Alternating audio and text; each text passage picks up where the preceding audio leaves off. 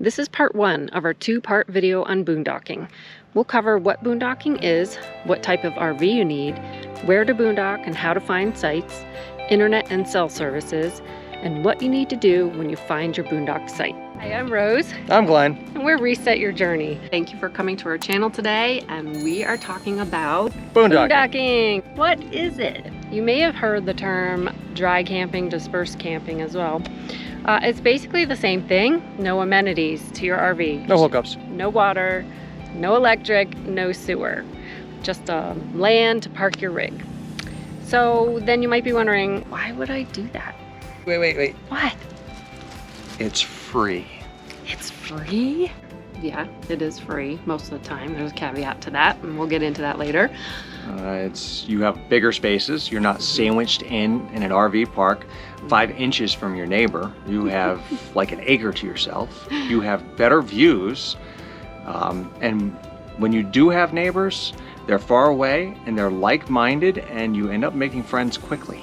Yeah, and you might use a little bit less resources too. Oh, right? You learn how to conserve resources. Yes. That's important. If you don't want to waste, dispersed camping will teach you how to know what you use and conserve it. Right, and you can kind of go where you want, do what you want, especially on BLM lands and national forest lands. I want to throw this point in here real quick. You know what I really like about boondocking?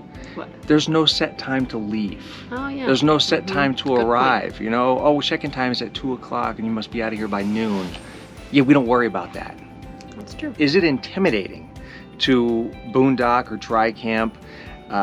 Initially, yeah, it's intimidating because you don't know if your rig can do this. You don't know a lot of, maybe you don't have the skill sets. What RV? So really, what kind of RV do you need to boondock all of the time? You use any RV to boondock? Well, technically, yes, you can. You don't need all the extra amenities or the $20,000 lithium-ion solar systems. So if you have storage of water, and you all do, and you have at least one battery and a way to recharge that battery, you can boondock. Now, those systems dictate how long you can get out on the open land and not come back and recharge or dump your tanks or refresh your water. What type of RV should you get? Okay, so if you don't already have an RV and you're thinking about doing this, and all you're going to do is boondock in parking lots, you can probably get away with almost every single RV out there and the systems that it already comes with. You'll have your water storage, you'll have your gray tank, your black tank, you'll have batteries, and most of them now come with one small solar panel to trickle charge those batteries. And sometimes that's enough for that little bit of usage. Now, on the other hand, if you want to disperse camp the way I originally envisioned this and what I shopped for, you need a whole different kind of system. And it doesn't have to cost tons and tons of money. There are a few things that are very important. They are, A, you need a very large water tank to get out for longer periods of time. You need a decent sized black tank. Gray tank is usually the same size as the black tank or doubled up. Now, there are a few tricks to lessen the amount of water you put into that gray tank. We'll get to that later. So you also need a way to recharge your batteries. And that can come through a solar panel or a generator. Those are pretty much your only two options. Otherwise, you have to plug into shore power. So you can use a generator. And what you're doing is you're recharging your 12-volt battery system. And your solar panels, all you're doing is recharging the same 12-volt battery systems. Now, there's a device called an inverter. And that takes those 12 volts and that converts them into 120 volts. Now, when you're accustomed to plugging something into an outlet, that's 120 volts. The batteries in an RV will not run that system without that device called an inverter. Now, let's save all of the cool things that you can do with solar and how you can expand that power system for part 2 of this video. I'm looking forward to that because that is cool stuff. I don't have quite the system I'd like to have, and you can spend a lot of money, but you can also get away with very little boondocking. And one of the other factors you need is a rig with high clearance. Now, most of them out there, the Grand Designs, the Jaycos, they are not high clearance vehicles.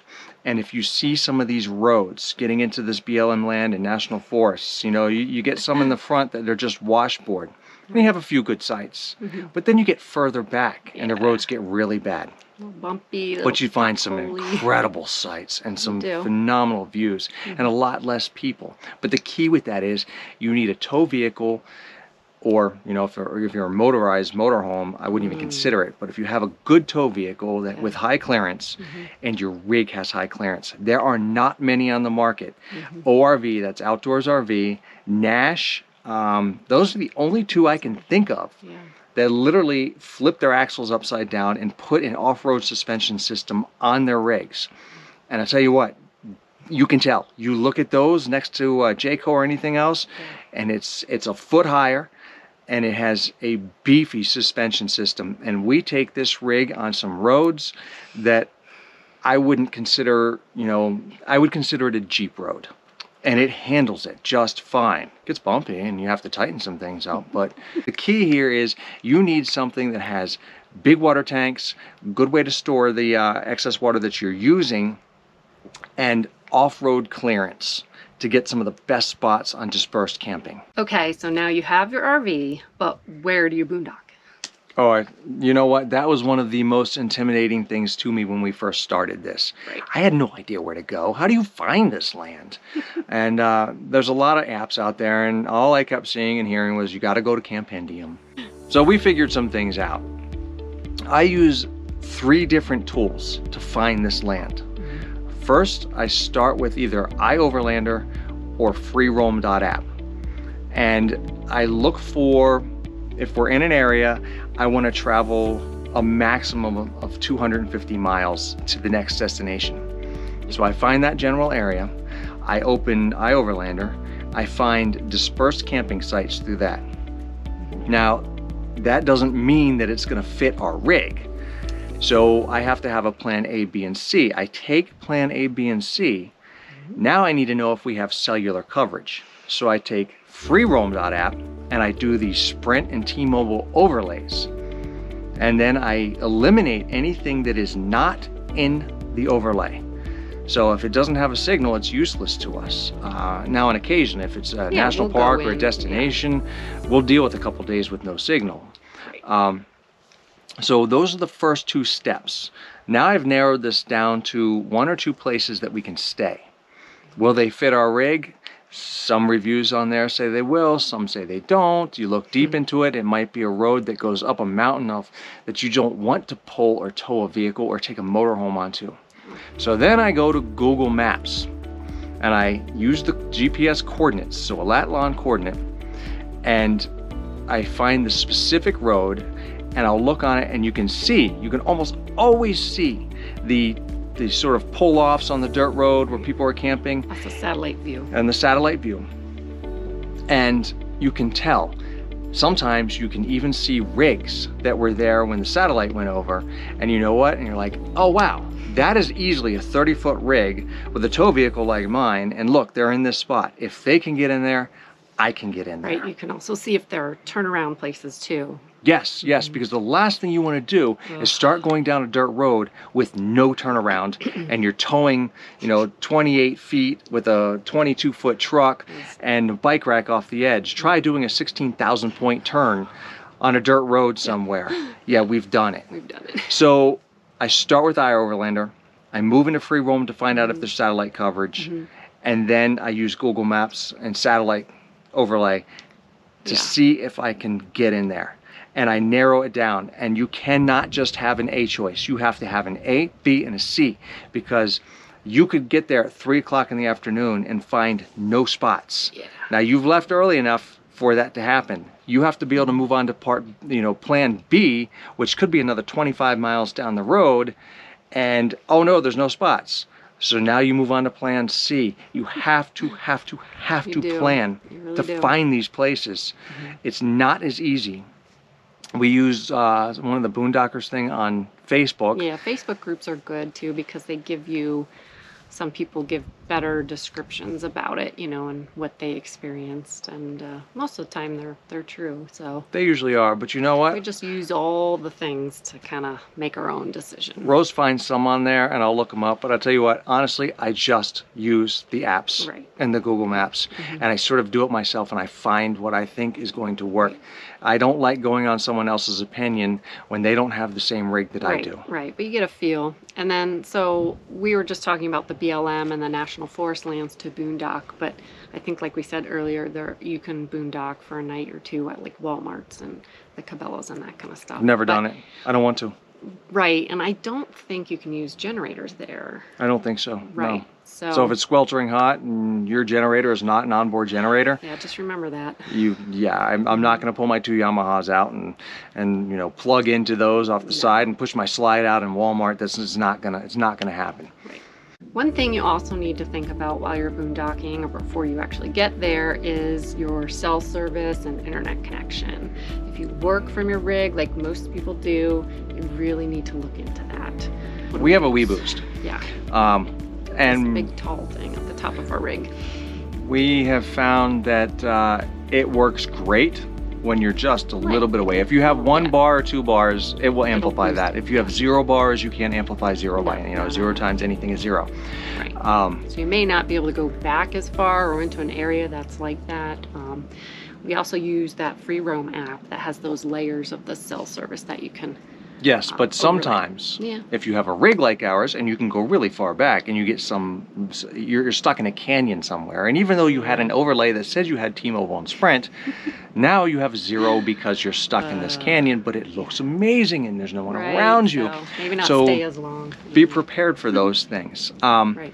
Oh, Starlink. Well, if that ever comes out, when that comes out, that's a solution to quite a few things. Game changer right there. But if you're using like a MiFi hotspot, a WeBoost will actually slow it down. Now, Changing Lanes did a fantastic video on this, and I think they covered this really well, and I feel like we should put a link to that particular video, because they did it right and filled you in exactly how some of these PEP wave amplifiers work. And I don't know enough about that. What I do know is that our WeBoost helps when we have 1 or 2 bars, and our hotspot works when we have a signal, and when we don't, it doesn't work. Once you arrive at your boondock site at your BLM land or National Forest land, what do you need to do first? Well, you've got to find something that fits your rig. Now, this isn't the easiest thing to do. Remember that point about looking at the satellite to make sure you have a turnaround point. Right. Sometimes it's easier, and you know, I see this all the time. I want to make this point. I see this constantly on the web. Oh, just, you know, drop your rig and drive back and find a good spot.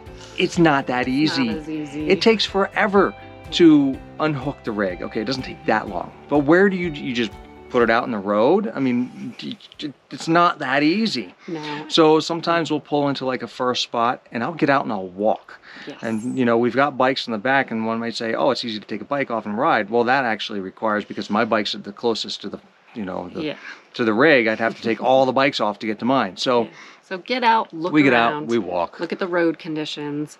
Then once you get further in, if it's okay, and you think you found a site, stop before you pull into it if you can, and then get out and walk the site, walk the whole thing, and make sure that you can fit everything in. Look at the conditions, see how level it is. You know, we've been to some where we're like, occasions, you know, that and not happening. So definitely get out and look around. And sometimes that doesn't even work. Even I found a spot once recently, and where were we? Oh no, that was in Utah. That it looked, I walked the site, it looked perfect. Turns out I couldn't turn the rig around the... that was a bear. And we got stuck, and there was sand. Anyway, so... You did it. More practice to do, you know, you're going to get into some site situations. They make great stories, and you'll always get out of them, but it's going to be a challenge. Just try not to get in that situation. Yeah. So if you can stop somewhere and safely get out and walk it, great. If you cannot walk it, it's too far, keep going and find the right spot. And yes, we have stopped and dropped the rig and looked even further and said, you know what, you know, a mile down the road there's a better spot, let's hurry up and hook up and go. I know you can see that in our Sedona video that happened. You find a level spot, and you know what, Sometimes you have to chalk up, sometimes you don't. Sometimes you do. Hey, we have found a lot of BLM land where it is level enough that I can just go back and forth, and Rose is on the phone true. going, you stop right there. Yeah, actually, You're level. this spot is, yeah. It's level. We didn't need to chalk up for this. Which So is amazing, because everywhere else it's like, ooh, bumpy. yeah. So, I'm Rose. Did you forget your name? No, look at my hair. Oh, come on. I know the wind is bad. But we have to talk to these people. They need to know this. Bugs. You know what? I think campgrounds, they pay to have the bugs removed. But when you're on BLM, they're everywhere. They send them to the BLM. Right. And there's cow patties. You want me to pick one Maybe up? I'll that's show you the why. cow patties out here. No, you can use them for campfires. We do start our fires with cow patties. Yeah, we did. Yeah. Anyways, So, thanks for watching our part 1 video on boondocking. Be sure to check out part 2 when we'll discuss water, power, how long you can go boondocking, how to find water and dump stations, etiquette, upgrading your systems, and how social media affects how boondocking looks.